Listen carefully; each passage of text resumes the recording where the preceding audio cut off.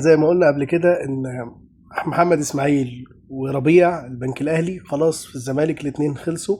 صفقتين مهمين وقلنا عليهم ان خلاص الصفقات دي خلصت بعد دخول بيراميدز في الصفقتين، وبالاخص محمد اسماعيل لاعب زد.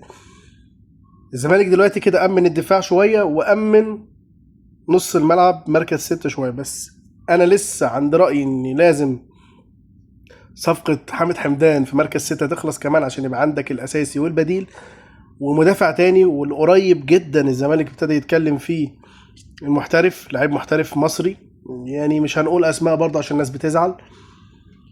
الزمالك محتاج بقى ايه؟ 3 صفقات تاني، لو خلصهم هيبقى سكواد محترم.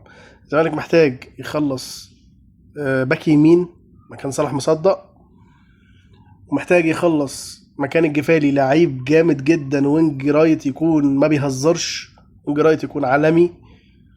محتاج يخلص راس حربة مكان الجزيري بمواصفات. انا قلت مهاجم قبل كده ولسه مصمم عليه، مهاجم افريقي. الناس كلها عارفه قناعاتي فيه. لو الزمالك عارف يخلص دول اقدر اقول لك سكواد الزمالك بقى سكواد محترم ونقدر نبني عليه. بس